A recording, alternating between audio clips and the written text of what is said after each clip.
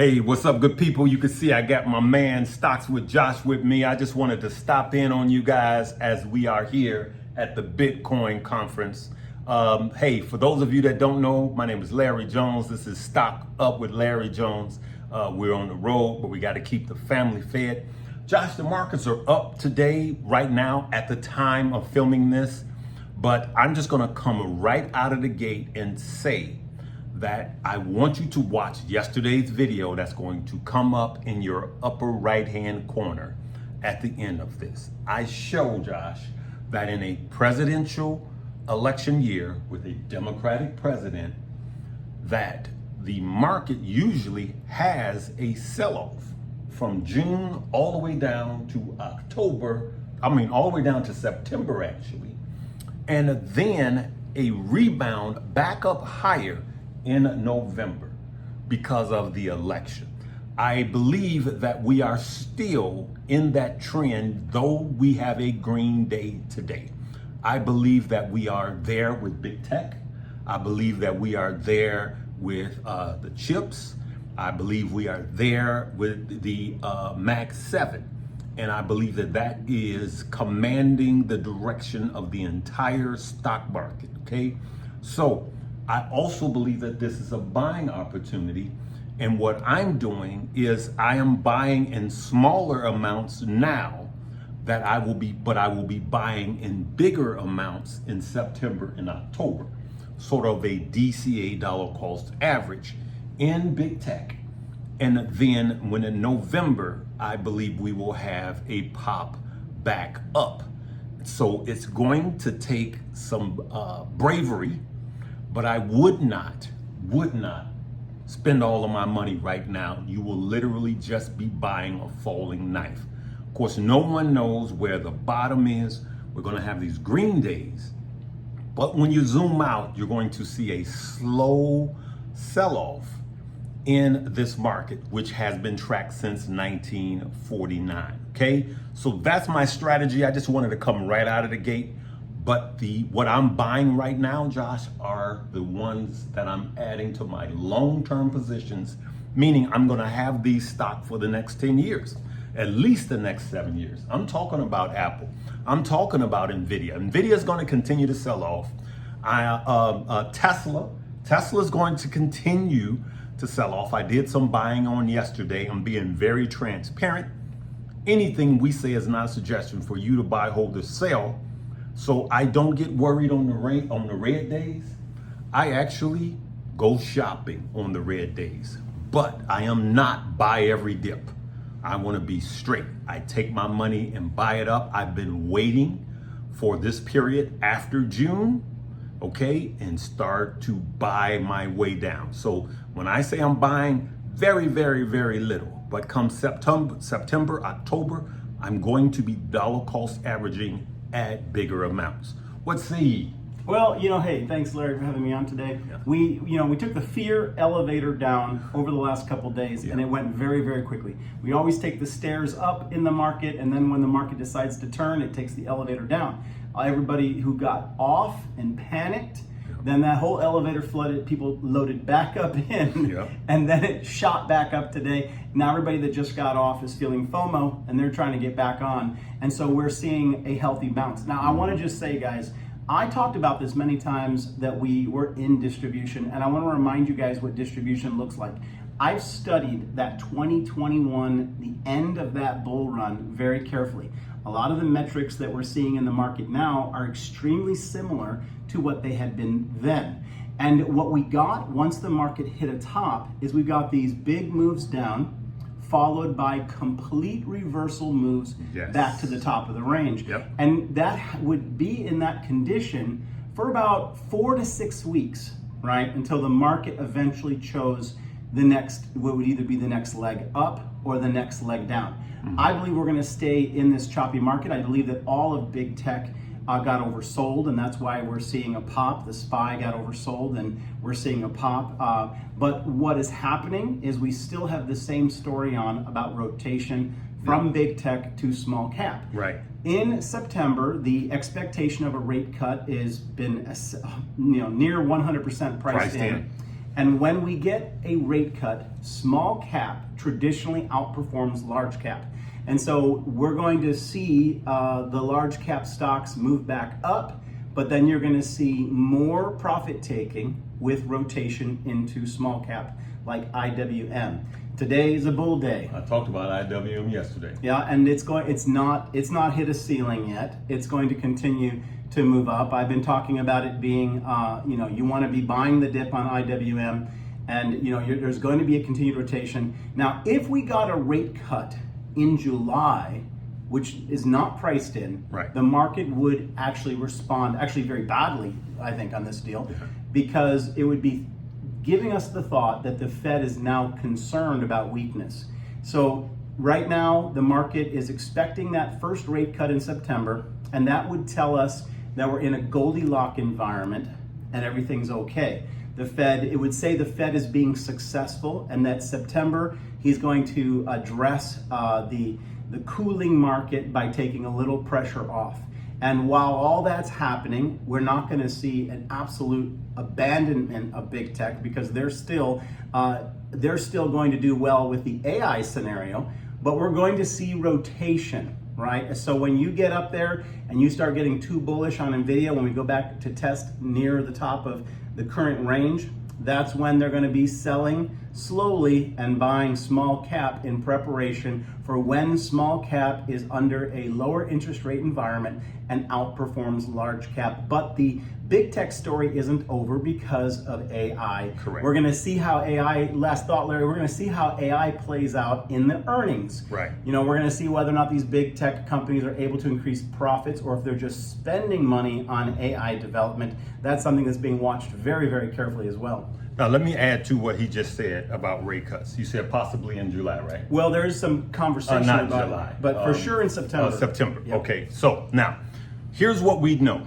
Here's what we see right now. So I believe the first one is not coming until September. I just think everything else is off the table. And we may get September and December. Okay. So I just think that that's more likely than anything before September.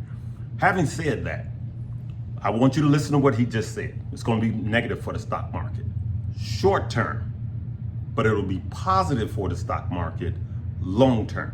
This is what normally happens. Now, when he said that, I pointed up, I'll tell you what's going to go up, and that's crypto.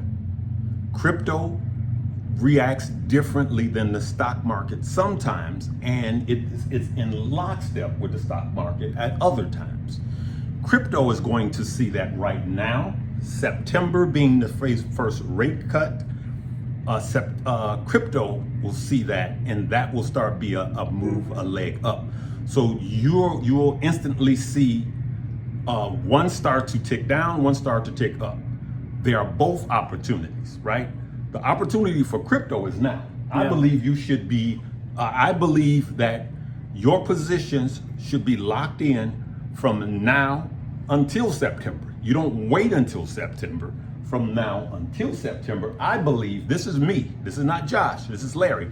I believe that this is our last big DCA opportunity, our last big accumulation opportunity, and any kind of dips, flash crashes are buying opportunities in crypto right now. I believe by the end of September, you've really missed the bigger opportunity, or the longer opportunity. Will be when crypto really starts to leg up, then you will be with the herd chasing, right? That's what I believe about crypto. Now, let's be clear about interest rate cuts in the stock market. It's an initial negative thing for the stock market, but look at what happens anywhere from the average is 11 months, but sometimes it's sooner, and this time I believe it'll be sooner, that you will see that after the interest rate cuts and then the initial downturn, you will see that that downturn was a buying opportunity for the stock market. And you will, and then 11 months, if you look at it, 11 months later, all of those stocks are up, right? Yep. And you will see that that was a buying opportunity. So the reason I'm making this video is for you to strategize on your positions. I apologize for the shaking. My arm is about to fall straight off because my gimbal was not working. What you got to say? Well, I'll give a stock that I'm looking at that's been really performing well, and it's actually ServiceNow, ticker NOW. This is one that even when the markets were pulling back, go look at the last candle we got on yesterday's ugly day. Yeah. It flashed down with everything, but it recovered and went all the way and became a green candle. And today it's outperforming. So this is one, you want to always find something that does well on a bad day. Yes. Because that's something that smart money wants, and that's something that's done extremely well. So go check out ticker NOW. This one, again, watch for little pullbacks because it'll pull back with the market, but when it recovers quicker and goes up even faster the following day, good money to be made on ServiceNow. Let's talk about IWM? IWM for like 1 minute before my arm completely falls off. Listen, the best time to buy small stocks, a small cap stock, is when they're beat down. We are not chasing, we're not running with the herd. We are ahead of the herd. Josh and I are going to go what was that? Running with the bulls? Yes. And just like I always tell Josh, I don't have to outrun the bull. I just have to outrun Josh. I'm getting ready, man. And hopefully the bull don't like dark meat. Don't underestimate how fast I can move when there's a bull behind me. I understand that bull, man.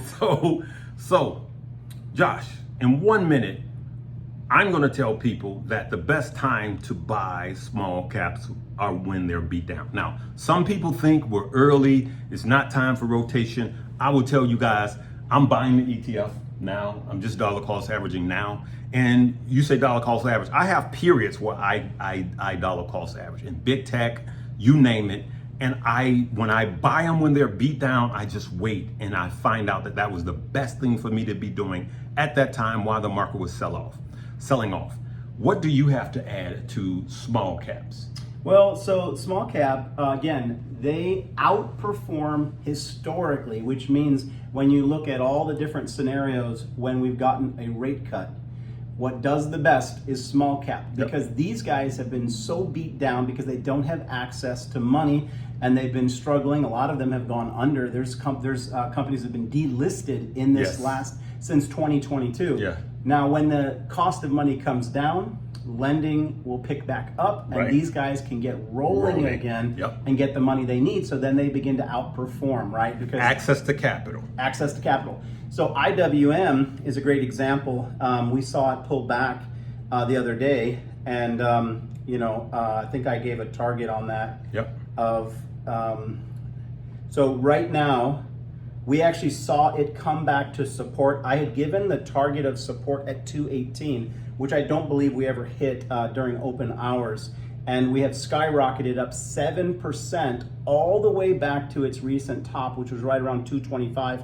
We're sitting right around 224 right now. Yes. And there's more room up on this. Now, I'm going to tell you, this is one that you want to be buying the dip because the rotation out of large cap has just begun. Just started. Now we're getting breadth. This is the best thing that could happen in the market because you guys have been hearing about the fact that Magnificent Seven has been dominating. And how many days did we look at that heat map of the S&P 500 and all that was green was the Magnificent Seven. The rest was red. Now, if you went and look at the heat map every day this week, this is what I've seen. Magnificent 7 gray, which means neutral. And the rest of the page has largely been green. Tom Lee said as much as 40% on small caps. Yeah, which wouldn't surprise me. So I think that there's still opportunity for rotation there, and those are the places you want to go when people are getting filled with FUD regarding the market. Now, we came back to critical support on the SPY this morning, right? So last night we ended on critical support for the SPY.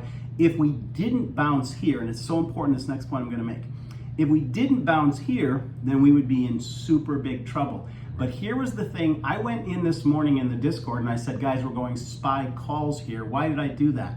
Because I didn't see the catalyst which would cause us to break through historic support. So there was no catalyst, right? Just because of rotation. Rotation isn't a catalyst. Rotation makes sense. It's a business decision. The type of catalyst we would have needed would have been, I don't know, a war starting or a major problem in one of the big tech companies being revealed. There was no catalyst that would tell us we wouldn't bounce on historic support, and we did. Now, here's what we're gonna be watching for, because I haven't gotten into this just yet, but the SPY and all the big tech, the only way we go back to the feeling that we have a bull market, Larry, we have to make a higher high, not a higher low. And if we come back up to the recent, let's take NVIDIA as an example, okay? 132 to 136, previously 140. Now, if we were to go all the way back, and I'm not predicting that right now, but if we go all the way back and we get to 128 and we go back into a sell-off, well, then the overall trend is still in decline. The only way we have a true reversal is if we actually close daily and weekly candles above the high we just made. Otherwise, we are still in decline and the market's shifted. So that's what we've got to watch for bigger direction. When we're in decline, your most profitable trades are going to be to the downside. When you're in a bull market, your most profitable bets or investments are going to be to the upside. So right now, we're in distribution and we don't know until we make a new low or a new higher high. We don't know the future direction of this market over the next 6 months. We're in the in-between. Speaking of decline, my arm has declined and went to sleep. Josh gave a whole dissertation. Listen, I'm joking, but he is absolutely right, and you have to really adhere to this. So tomorrow, I'm going to talk about, and I'll join you. I'll ask you to join me. Tomorrow, we're going to be talking about the SQQ.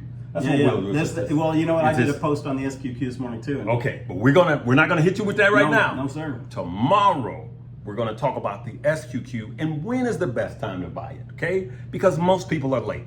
Most people are gonna come back, Josh, and go, "Hey, should I get into SQQs now?" And we're gonna be like, "You mean you should have been there? You missed your exit." All right, we're gonna talk about that tomorrow, people. Leave us a comment. We're here at the Bitcoin conference. We're down here, Skytop here. And we're going to bring you guys the best info in crypto and stocks. Make sure you check out the links below. Stock up with Larry Jones. For those of you that don't understand all of this, you want to make money, come and join us. Josh actually has a chapter in there teaching you beginners how to look at support, resistance, and showing you how to do some basic charting. We got Keenan Grace in there, and then we have the stock squad with all 4 of us in there also. Okay, check out all the links below. We'll see you tomorrow. Live, love, laugh, and learn. Peace and blessings.